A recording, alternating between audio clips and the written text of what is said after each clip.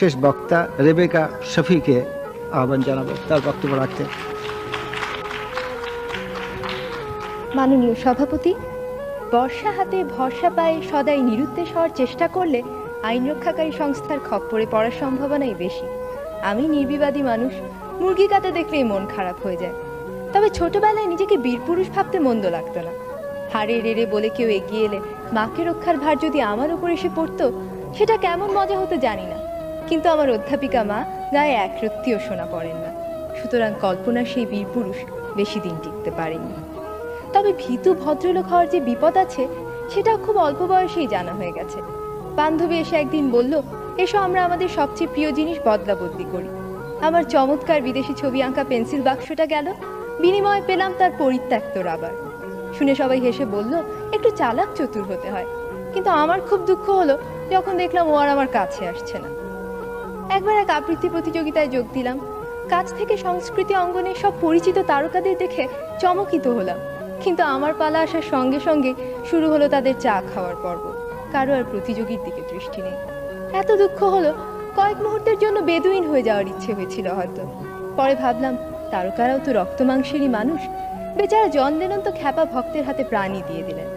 সুতরাং তারকা হওয়ার স্বপ্নও বাদ। কিন্তু একটা প্রতিযোগিতা কিছুতেই এড়ানো যায় না। অনেক খাটুনির পরও পরীক্ষার হলে বসে মনে হচ্ছিল, বড় নড়বড়ে পরীক্ষার্থীর আসনটা, যে কোনো অপ্রত্যাশিত ব্যাপারই ঘটে যেতে পারে। হলেও তাই, কম্পিউটারের কুয়াশায় হারিয়ে গেলাম। আমার বাবা তার খেয়ালি কম্পিউটারকে কষে চড় মেরে ঠিক রাস্তায় নিয়ে আসেন। আমি কিন্তু যন্ত্রটাকে ভীষণ সমীহ করি। পারস্যের শাহজাদিকে উদ্ধার করতে গিয়ে বারবার নিহত হয়েও আমি কখনো কম্পিউটারের সাথে খারাপ ব্যবহার করি না। I still believe in the system. ছোট পর্দার নেপথ্য বিচারপতি বা সমতা বিধানকারী কি অবলীলাক্রমে 50 মিনিটে অন্যায়কে ল্যাং মেরে ফেলে দেন। কিন্তু বাস্তবে যেখানে ভালো মন্দের সীমানা অস্পষ্ট, সেখানে সবাই নিজেকে অভ্রান্ত ভেবে যদি নিয়ম ভাঙার খেলা শুরু করে, তাহলে মাঠ ছেড়ে ঊর্ধ্বশ্বাসে পালাবে বেচারা দর্শক। ইহার চেয়ে হতেম যদি না, আমি তো ভালোই আছি একটা ভীতু সাধারণ মেয়ে হিসেবে।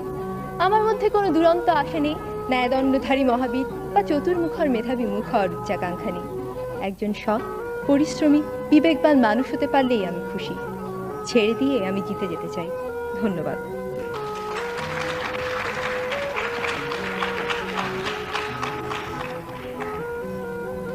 আমার মনে হয় শেষ কথাটা তুমি বলেছ রেবেকা শফি। বীর হওয়ার প্রয়োজনটা কি? তবে ওই স্বাস্থ্যমন্ত্রী দয়া করে উপস্থিত নেই হলে হয়তো উপদেশ দিতেন, আর একটু ভালো খাওয়া তোমার দরকার, একটু একটু সুস্থ হওয়া দরকার, স্বাস্থ্যবতী হওয়া দরকার। তা জাগে সত্যি সৎ এবং স্বাভাবিক ব্যক্তিত্ব সম্পন্ন জনই আমাদের কাম্য এই সমাজে। কিছুক্ষণ আগেই তো শ্রদ্ধেয় প্রধানমন্ত্রী সবার উদ্দেশ্যে, বিশেষ করে তোমাদের উদ্দেশ্যে কিছু কথা বলেছেন। আমি ওইটির প্রতি তোমাদের দৃষ্টি আকর্ষণ করে আমার বক্তব্য শেষ করব। তোমরা সবাই বিজয়ী। তিনি বলেছেন, এই জাতি অগ্রগতির জন্য আমাদের চারপাশে যা ঘটছে একে মনে রেখে, সচেতন দৃষ্টি রেখে যদি অগ্রসর হই এবং প্রত্যেকে যদি নিজেদের ভূমিকা পালনের জন্য প্রস্তুত থাকি, তাহলে ইহার চেয়ে হতেম যদি আর বলার হয়তো প্রয়োজন হবে না। কারণ এই তো যথেষ্ট। আমরা সুখে শান্তিতে স্বাচ্ছন্দ্যে বসবাস করতে চাচ্ছি আমাদের প্রিয় জন্মভূমিতে, এবং এটি বড় ত্যাগের মাধ্যমে অর্জিত জন্মভূমি। এরই সুন্দর ফুল তোমরা, সুন্দর ফল তোমরা সঠিকভাবে বিকশিত হও। আমরা মুরব্বীরা, অভিভাবকরা এই কামনা করব। প্রচুর